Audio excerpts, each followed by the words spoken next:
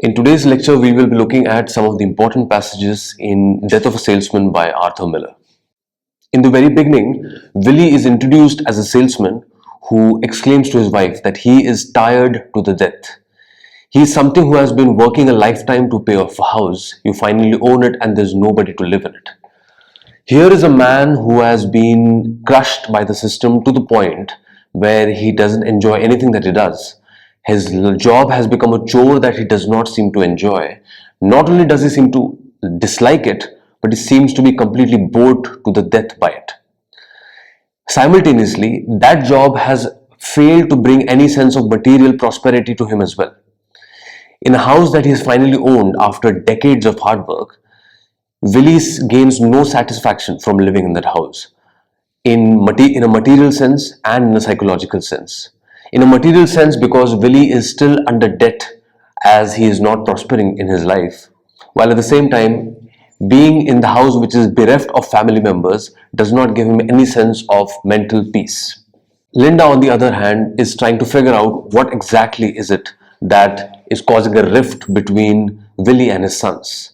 She is the fulcrum around which the entire family revolves, around which the conflict is being developed. The conflict between the father and his two sons, Biff and Happy. On talking about Biff, Willie exclaims that he's lost. Willie simply cannot understand and is confounded by the idea that in America, which by any standards was regarded as the greatest country in the world, at least in terms of material prosperity, how can a young man such as Biff Loman, who was so attractive, who looked like a Greek god himself, get lost? How can Biff Loman lose his way? And such a hard worker. Someone who had both the qualities of being physically attractive, while at the same time being hardworking, is something that confounds Willie. Willie is simply not able to understand that in a country which provides you with the opportunity, or at least that is how he perceives America, that any individual who has both these qualities is simply bound to succeed. And therefore, Biff's lack of success is what is incomprehensible to Willie. In this passage, you get to see two sides of Willie. In the very incipient stages of the play, Willie comes off as someone who has lived, or Willie comes off as someone who has drowned himself in nostalgia, while at the same time who's someone lost and is not able to tether himself to the present. When he says that they should have arrested the builder for cutting those down, he's talking about the trees that were in the neighborhood which have been lost. Something in the past that Willie held closely to his heart is something that has been lost. The trees become, in some sense, a metaphor of the history or the past that Willie is trying to recreate and remember. They massacred the neighborhood, says Willie. This is, in some sense, a representation or a reflection of the past or his history that Willie seems to have lost and is desperately wanting to regain and recreate. And then there's a transition into Willie being lost into his own thoughts when he talks about the time of the year where the lilac and wisteria bloomed, and when the peonies would come out and the daffodils, what fragrance in this room. Willie is a man who is living in the past and is simply unable to bring himself to the present, unlike his wife Linda. In this section, you notice that Willie is complaining about what is it exactly that is wrong with the country. And he simply jumps to simplistic explanations about what could be the problem. He tries to locate his own issues or the solution of his own issues or the causes of his own problems within larger simplistic notions of the country having gone berserk due to the increasing population.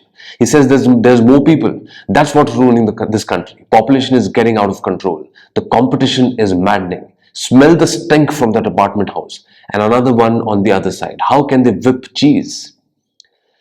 Willie, instead of introspecting, contemplating and finding the problems within and finding the solutions from the problems within, looks outwards and blames and shifts the blame to the increasing population and external factors which are not necessarily related to the problems that he is himself suffering from. And now we come to the conversation between Biff and Happy, the two brothers who were built like Adonises, as Willie says, built like Greek gods, who were hardworking, who were good looking, popular among the women, who had in essence all the qualities necessary for a successful life in America. And yet for some reason, Both these young men seem to have lost their way. They are representative of a generation who seem to have been gifted by nature and yet have lost the race in America. Biff here says, I don't know what the future is. I don't know what I'm supposed to want. Biff, in effect, is a young man who is not just someone who is ambitious, who knows what he wants and fails to get it. In a sense, is a man who is completely and truly lost. He is not ambitious because he doesn't even know what he's supposed to get. He doesn't even know what is the goal in his life that he's supposed to pursue. And Biff, on the other hand, is a brother who is, and Happy, on the other hand, is someone who has a sense of what he wants to do but is unable to get it. He says to Biff, Happy says to Biff, you are a poet, you know that, Biff. You are an idealist. You're a success, aren't you? Are you content? And Happy says, hell no. Both of them are completely discontented by the lives that they are leading. Despite their idealism, despite the sense that they are meant for greater things, the reality of having achieved nothing, of having been failures just like their fathers, is staring them right in the face. This paragraph by Happy is very important and is in some sense a crux of the entire play. The tension between material prosperity and mental satisfaction is something which is quite evident in this particular passage. When Happy says, sometimes I sit in my apartment all alone and I think of the rent I'm paying and it's crazy. But then it's what I've always wanted, my own apartment, a car, and plenty of women, and still, god damn it, I'm lonely. Happy is someone who is perhaps living the life of an individual that would be envied, that would be wanted by many. He is a young man who has a house of his own, who has a job, who has a car, and who is popular among women, who is very much looked at as a sexual partner. And yet, for some reason, he is rendered with a deep sense of being lonely. That, in a sense, is what the play is trying to get at. The inability of individuals, despite the material prosperity that they have gained, to feel as if they're part of a community, to feel as if they belong, to feel as if they have a home to go to, is something which Happy represents. And here you see Happy talking about his sexual escapades and sexual adventures that he has had with a recent woman that he had sexual relations with. He is simply unable to understand why is it or what is the reason behind him being sexually promiscuous. He knows what he is doing is perhaps not very ethical. He slept with a woman who was already engaged with someone from his office, with a colleague of his own. And yet, for some reason, he feels that he had absolutely no inhibition when it came to sleeping with her. He is someone who is also not willing to take bribes and yet somewhat ends up doing so. It is as if he is not able to understand what is the reason behind his unethical behavior. When he says, you know how honest I am, but it's like this girl I see. I hate myself for it because I don't want the girl and still I take it and I love it. He is doing things which he does not want to and yet ends up believing that that is what he wants and that is what he loves doing. That schism in his character, that a sense of schizophrenia in his character is sometimes evident and can be easily traced from that of Willy Loman himself. Willy Loman is tethered, or rather Willy Loman is cut between the past and the present, and Happy's individuality and his personality is also cut between one aspect of him which thinks of himself as ethical, while other who behaves in a completely different way. In this passage, you get to see what Willy thinks about his sons and himself, and what he thinks is required to get success in America as a salesman. He looks at both his sons and thanks God by saying, I thank Almighty God, you're both built like Adonises. Because the man who makes an appearance in the business world, the man who created personal interest, is a man who gets ahead. Be liked and you will never want. You take me for instance. I never have to wait in line to see a buyer. Willy Loman is here, that's all they have to say, and I go right through. Willy Loman clearly has a misconstrued notion of how the world perceives him. He seems to think of himself as an influential man, as a big shot, as someone who is taken seriously. And that's the kind of life that he thinks his sons are also going to have. And for Willy Loman, what is important is a man who makes an appearance. Appearances are all that matters in the business world, according to Willy Loman. It is not the substance of a salesman, but the appearance or the perception that one manages to create is what manages to make one successful. And that is what Willy strives to do, and that is exactly the advice that Willy gives to his sons, Biff and Happy. And in this section, you see what Willy truly feels about himself. When he talks to his sons, there is in some sense a shift in his personality. He is trying to build up his own persona in an attempt to encourage his sons to follow his own footsteps. But in this interaction between Linda and Willy, you see the real persona of Willy unraveling in front of us. When he says, I don't know the reason for it, but they just passed me by. I am not noticed. This is diametrically opposite to what Willy was claiming just a few seconds ago. When talking to his sons, Willy was building up a grand personality for himself where he says, I just go through, I'm an influential man. But here, Willy clearly admits to his wife Linda that he is someone who goes unnoticed. He is someone who is not noticed by everyone else around him. And Linda, being the gentle soul that she is, tries to make him look sense, tries to make him believe that that is not how the world thinks of him. When she looks at him and asks, why would they laugh at you? Don't talk that way. And then Willy moves into the stage, at the edge of the stage, and Linda goes into the kitchen and starts to dance stockings. This exchange clears the haze that Willy has built around himself and for the audience, when it becomes very clear to us and to Willy what Willy actually is and the way he is truly perceived by those around him. But it is not just Willy Loman who is in conflict with his sons. Even Linda seems to have a tense relationship with both her sons, especially that of Biff.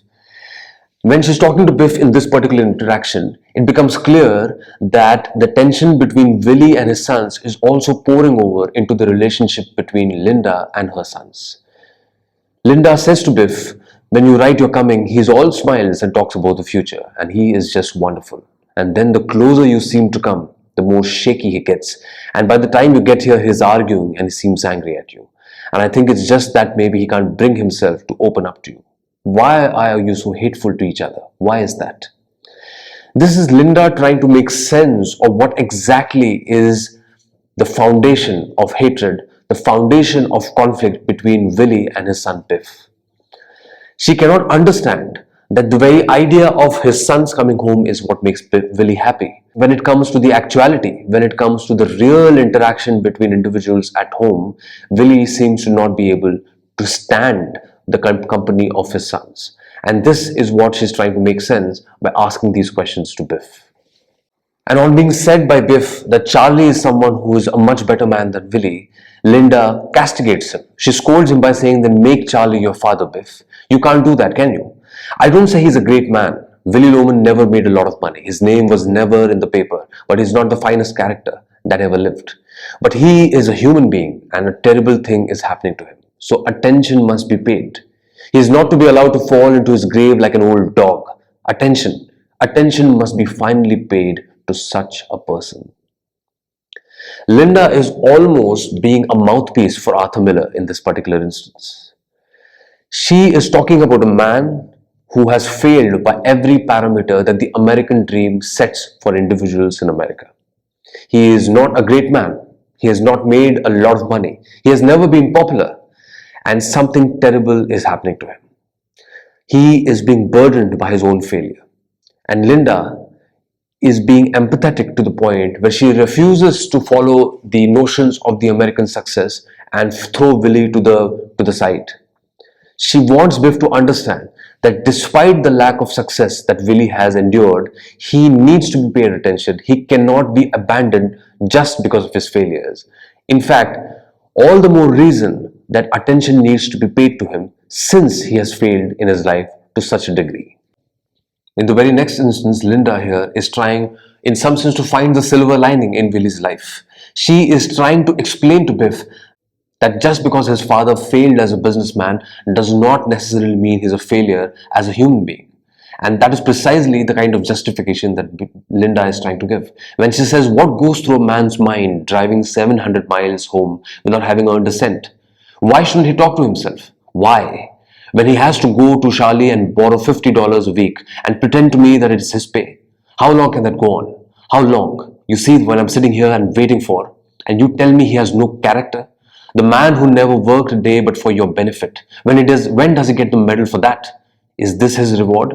To turn around that age of 63 and find his sons who he loved better than his life, one a philandering bum. Willie may have failed as a businessman or as a salesman, but he never failed as a father. He worked all his life just so that his sons could have a comfortable life. But there is no appreciation for a man like that in society at large and even in the eyes of his sons. And that is exactly what Linda is trying to point out. She is trying to point out that here is a man who has worked for his family, who has done everything that a man could do for his family, but he failed to become a material success. But just because he failed to become a material success, does that mean he failed as a human being as well? Does that mean he failed in his role as a father, as a husband, as a man of the family? That's a question that Linda is posing not just to her sons, but to us, the audience. This was the end of Act 1.